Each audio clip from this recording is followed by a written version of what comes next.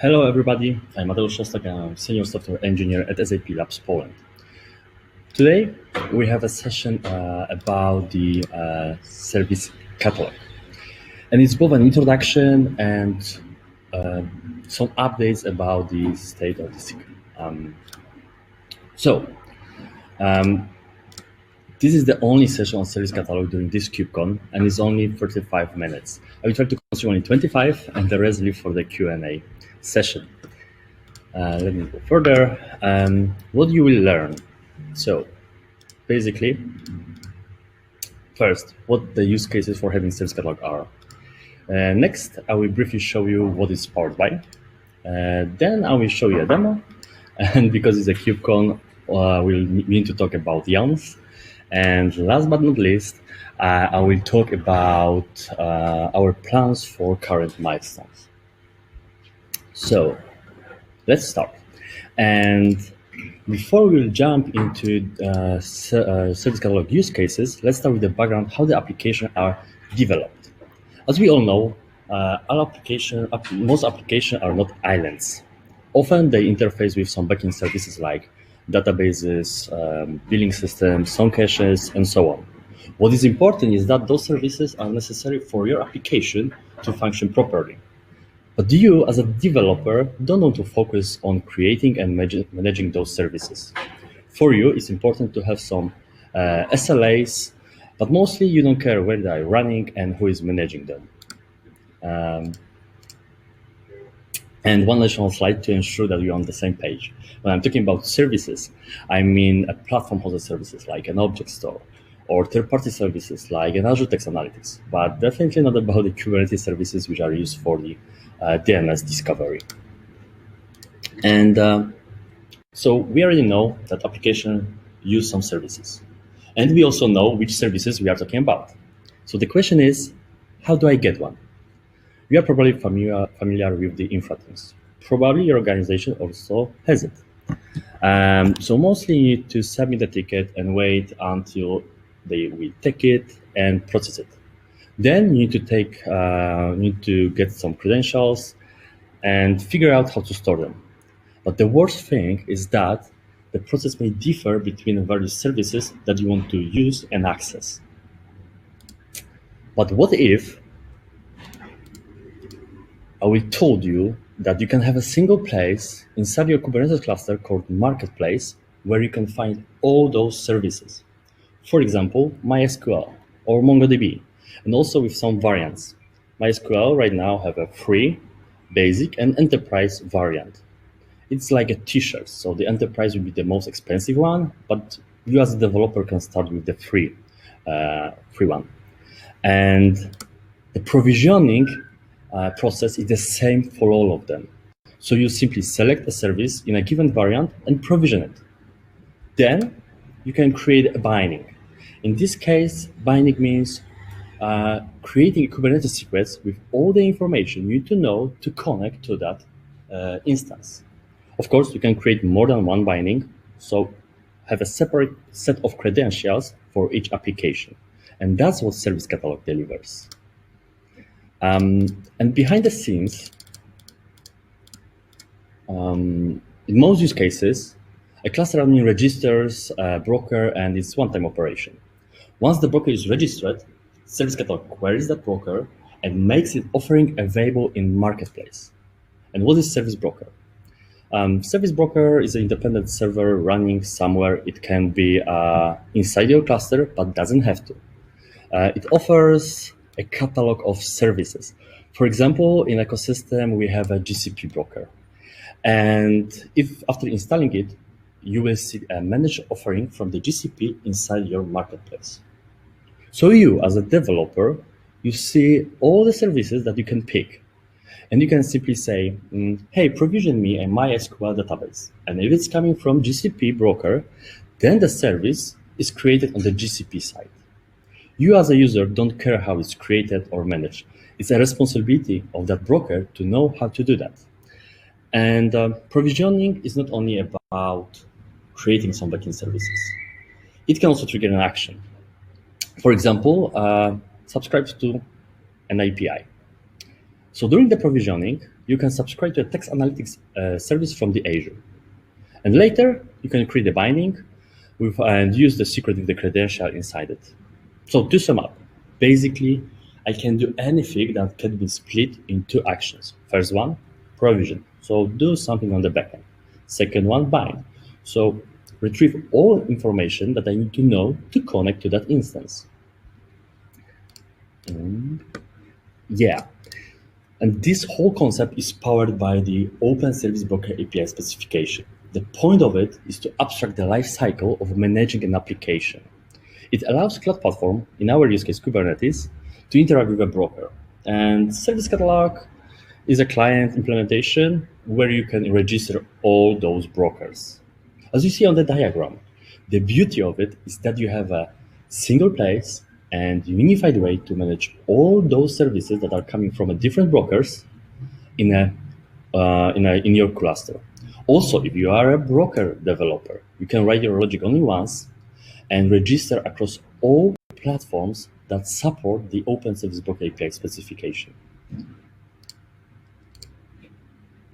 Yeah, as I said, the specification is about the REST API, so communication between Service Catalog and Service Broker is done via REST calls. But the specification is more complicated because it describes also how to handle errors, orphan mitigations, retries, and so on. But the important thing is that all those things are implemented only once in Service Catalog. So you, as a user, you should only trigger provisioning, but rest will be handled by Service Catalog. And right now, let's see it in action.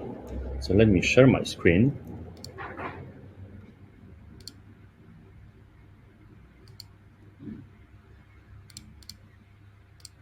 Okay.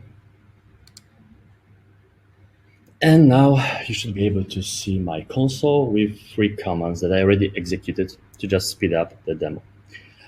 First one is creating a Kubernetes cluster on my local machine. I used Kyma to do it. Next, what I did is to install Service Catalog using Helm-free client. Next, what I did is to install Mini Broker. And the Mini Broker is a lightweight implementation just for the demo purpose. So first of all, if I register a broker, I should have something already in my marketplace. But before we check it, let's check the status of the broker. And maybe one small introduction. Right now, for the demo, I will use SVCat. And SVCat is a CLI developed and published by us just to interact with the Service Catalog.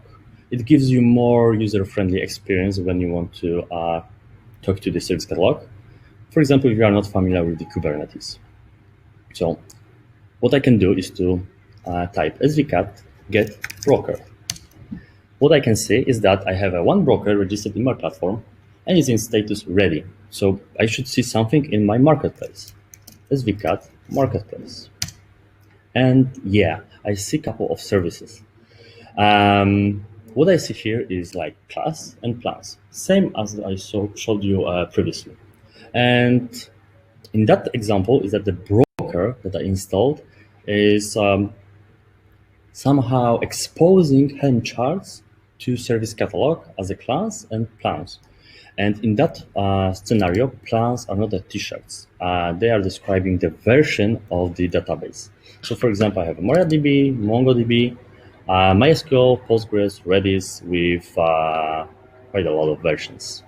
What I can do next is to describe that class. So I can execute svcat describe class MariaDB.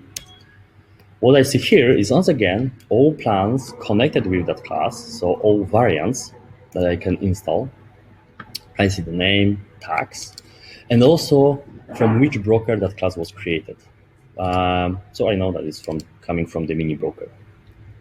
So let's assume that we want to have in our cluster some application that needs to connect to some database, and it's MariaDB.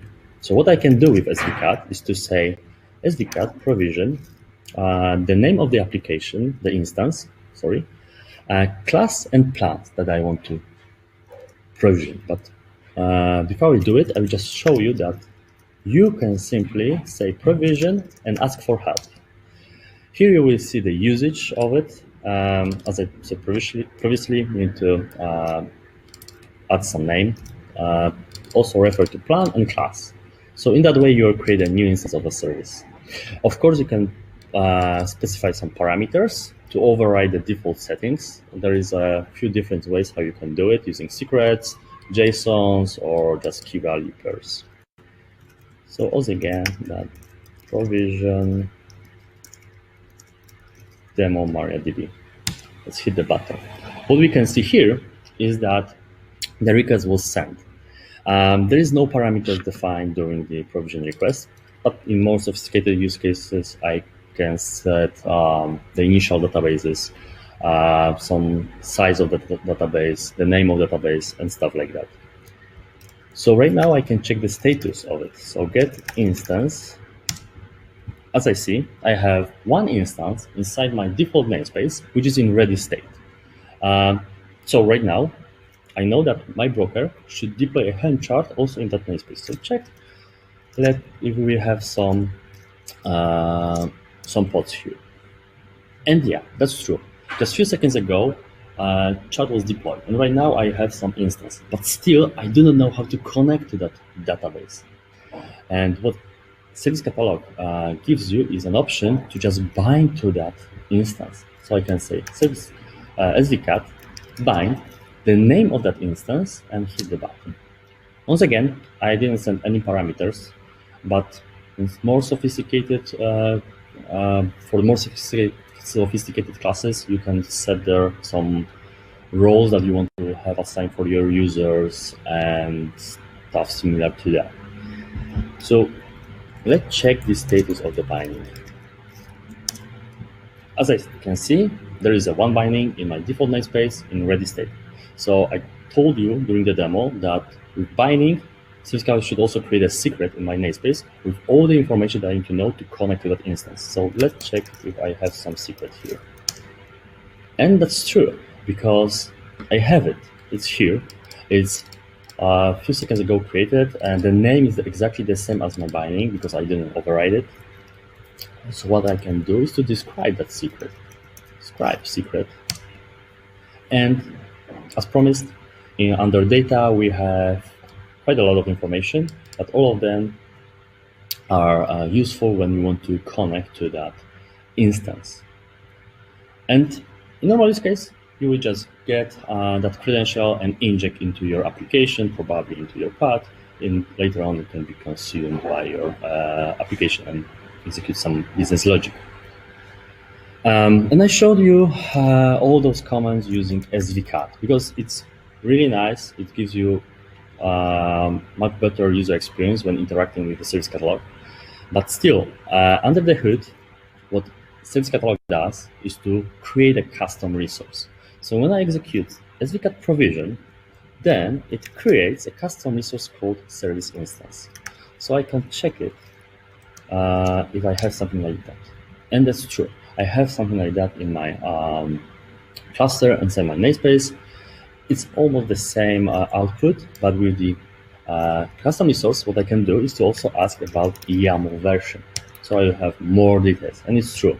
The status is quite huge because there is more information about it. There are also more information about the under spec field, but the most important ones are service class name and service plan name. So let me go back to my presentation. Okay.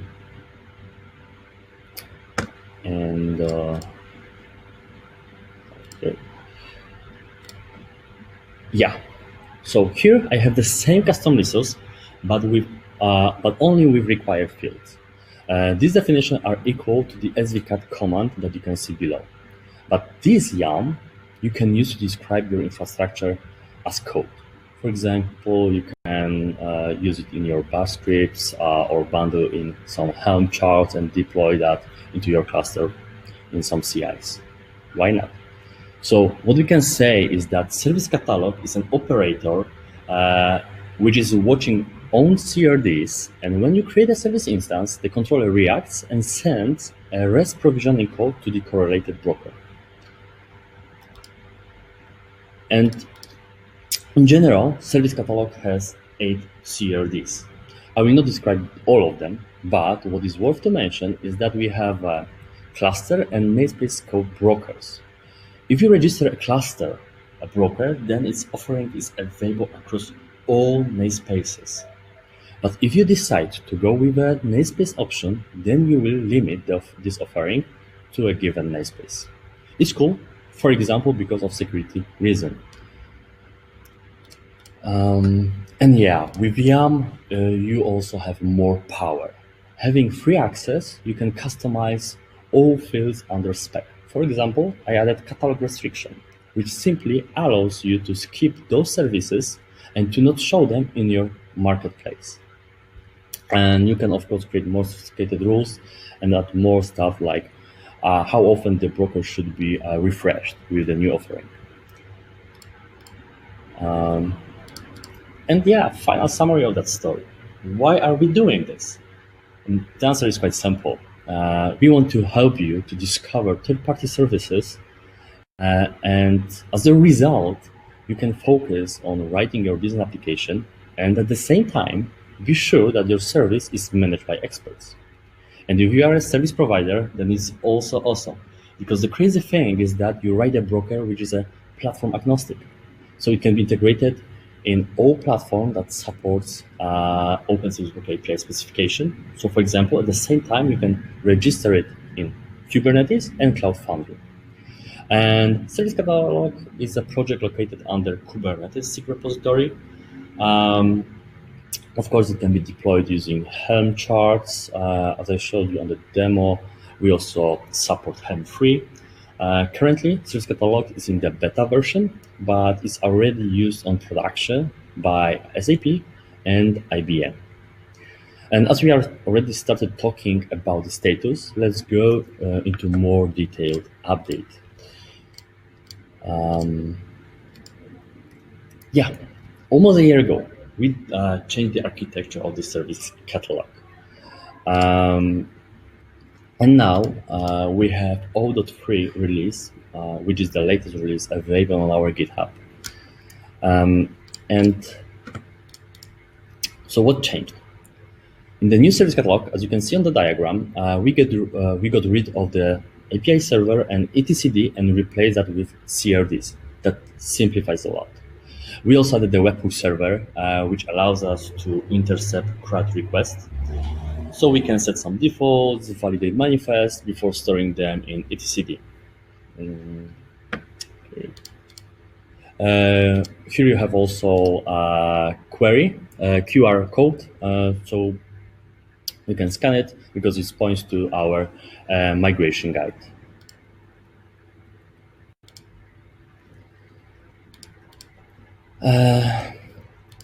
Next, this change forced us to have two branches, master and 0.2 for the API server version.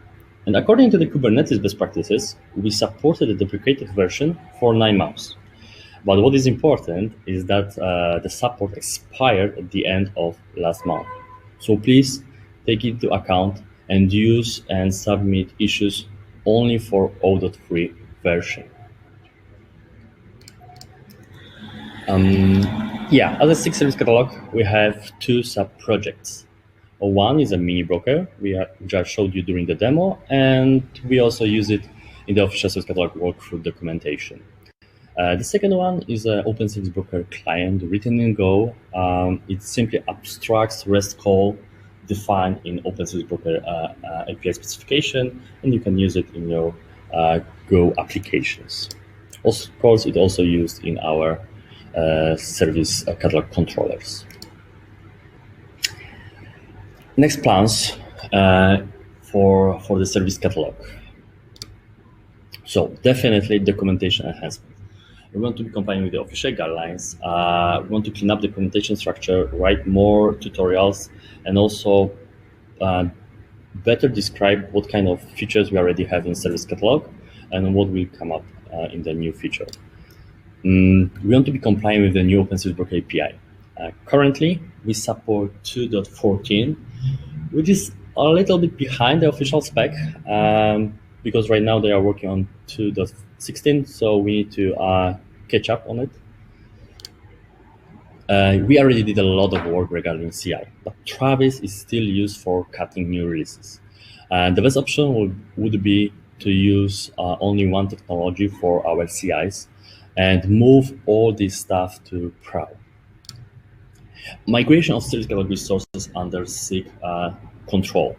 Right now, on the left, you can see the URL that we are currently supporting, but those URL were created by SIG maintainers. And we just want to switch them to the official ones and just comply with the best practices. Decision of the future of the pod present functionality. That's a huge topic. During the demo, I showed you that you can create an instance, which is awesome. Later on, you can create a binding, a lot of bindings if you want. But then you end up with the Kubernetes secrets, where you have all those information that you need.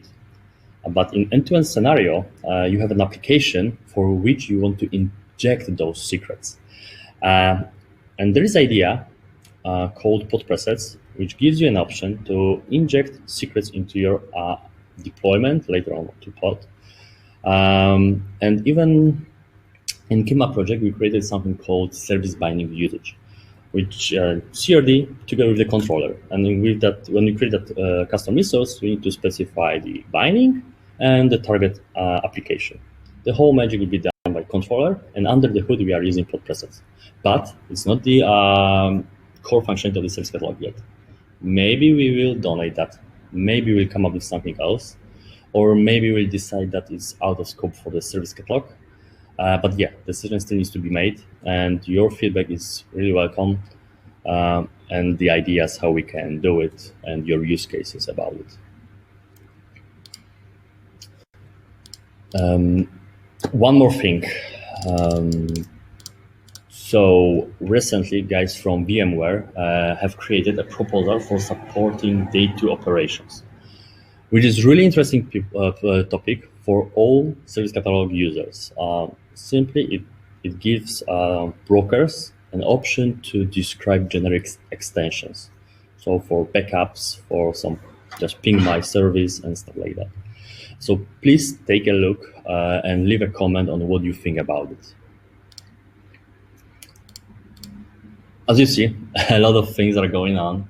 And if you want to become a contributor, then join our bi-weekly SIG meeting. It takes place every other Monday at 1 p.m. Pacific time.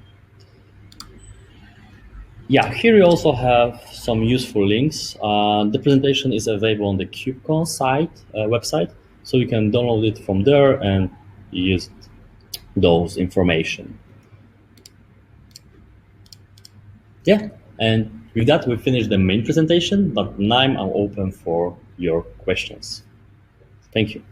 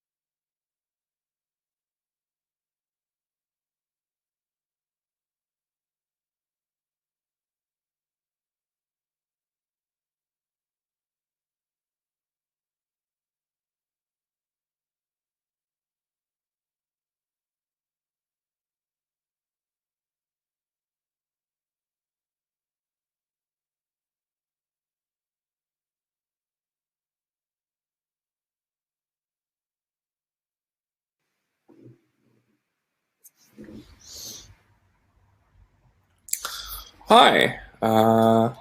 So we're going to go into some of the questions you all have been asking. So let's just get down to it. First up, can we limit services and plans to certain namespaces? So a couple of people asked a couple of variations of this. I'm going to answer them all at once. Currently, there's two mechanisms to limit access to services. It's possible when you install a broker to install it as a namespace scope resource, in which case its dependent classes and plans will be available only in that namespace. Additionally, it's possible when installing a broker to whitelist or blacklist specific services on that broker to further show which ones show up in the system. Next up, any support extensions for integration with logging and monitoring services such as Splunk or Prometheus. Currently, I don't believe we have any particular special integration with logging services. The way Service Catalog is deployed is just in a Kubernetes cluster. So provided you have any integration with how Kube handles its logs, you'd be able to plug in that solution to Service Catalog. But we ourselves do not have any special implementation on our end. Yes, but one thing is that we're exposing some metrics from controllers and webhooks, so you can just create a service monitor if you have Prometheus in your cluster, and in that way just gather those metrics and expose them to some Grafana dashboards. Yeah.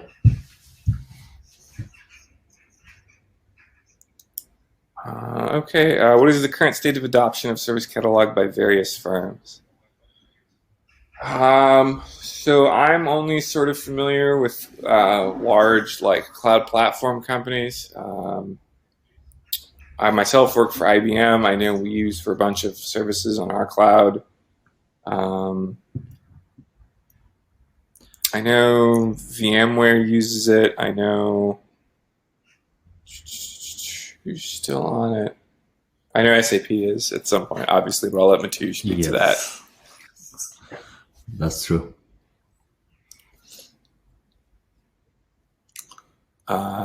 Yeah, and then I know there's a whole bunch of smaller individual vendors that offer their thing via Service Cat or via Service Broker, but I couldn't really speak to those specifically.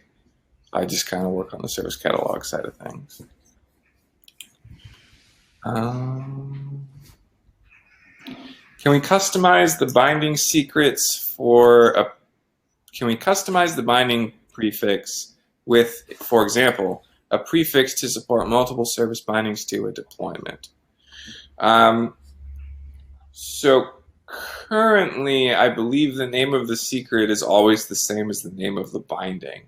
You, the user, can control the name of the binding, so you can name it whatever you want. Additionally, there's nothing stopping you from having multiple secrets bound to a single deployment. So hopefully that answers this question. I don't really get it if it doesn't.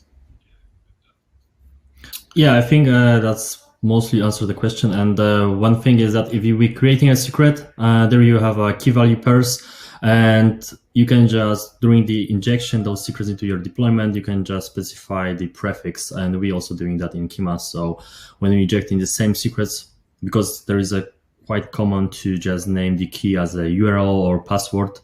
So in that way, we just, during the injection of the secret, we just adding a prefix, so we know that the URL coming from the yeah. Yes, yes, because it's quite painful if you have the key value there with the same That's names, like right? a Kubernetes thing, though. That's not a Service Catalog specific feature. You do that in any secret. Yes, yes. How do you deal with the case where you have an application interacting with multiple cloud services? For example, a cloud bucket and a queue. Will that lead to two IAM roles being created, or will the Service Catalog merge the permissions needed and create one IAM role when both are bound to a single application? I think it's at least that question should be answered by the broker developers. And from my experience, because we use the GCP broker, I can say that they have two strategies there. So you can just create the IAM for a bunch of services and store those credentials in one secret. And later you can just provision few of them with the reference to that shared credentials. The other option is to just, for each of the services, create your own EM. But yeah, it's a little bit depends on the broker developers and how they represents their functionality inside the service catalog, because what we are doing is only to provisioning and binding to a given instance. And yeah, I think that should answer the question. If you will just check the GCP broker site, then you can just check their approach for such strategies as EM. They are described. See, to add on to that, a lot of stuff's good. That's going to be the answer to it. It's really beyond the scope of service catalog, and it's up to the broker author of how specifically they handle that sort of thing. Please share your views on operators versus service catalog. So operators are something we hear a lot about as sort of a competing solution to service catalog. But at least for the time being, they aren't really trying to solve the same problem. Operators are a hopefully mature ecosystem for basically implementing CRDs and then controllers that are based on those CRDs. Whereas the service catalog is more of an interface point between Kubernetes and other cloud infrastructure. There's like other weird stuff you can do with it, but that's how I view it. So I don't know necessarily if they're competing. There are some people who are trying to build operators up to the point where they could be a solution to the same problem service catalog is trying to solve, but I don't think it's quite there yet.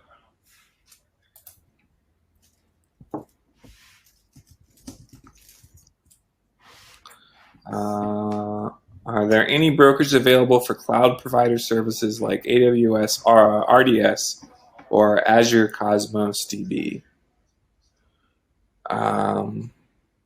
I don't know about those two services specifically.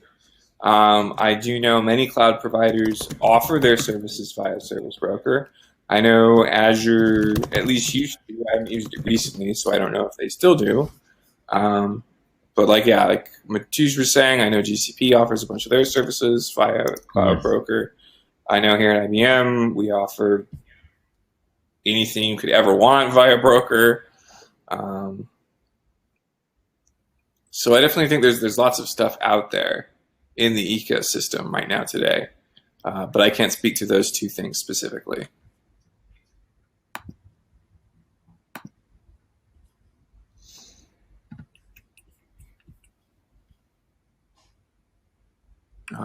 Give me a sec. New questions are coming in. Apparently Azure has stopped supporting their OSB implementation in favor of an operator. How does the upgrade of a bound service happen? Is it part of the service catalog functionality? So assuming you mean like I provision a database, I bind to that database, how does that specific database instance get upgraded? That isn't part of service catalog functionality yet.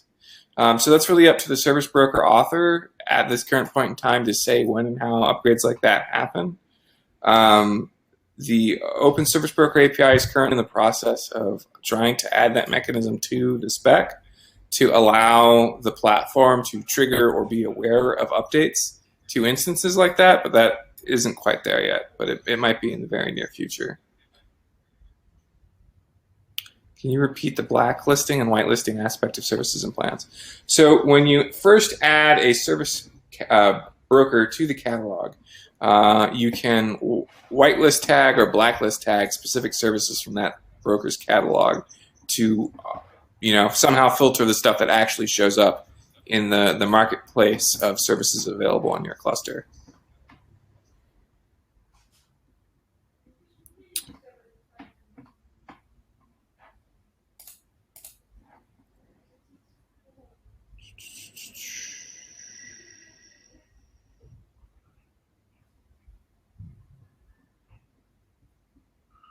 How does the operator side of the service broker look like? What options are you aware of? So I'm assuming this just means like someone who operates the service broker, not operators the Kubernetes thing. So a service broker itself is just if you actually go look at the spec, it's just a web server that implements 5 endpoints. fetch catalog, provision instance, provision binding, deprovision binding, deprovision instance. So it's actually pretty simple. And once you have that up and running, it'll work with anything that has an OSB implementation. I know there are libraries out there that allow you to quickly stand up a broker. I've done a couple myself just for fun. But it's not too difficult to stand up the actual broker part because it's a very simple web server that only has 5 endpoints. And unfortunately, that is all we have the time for today. So thank you all for coming. And thank you for coming to our talk.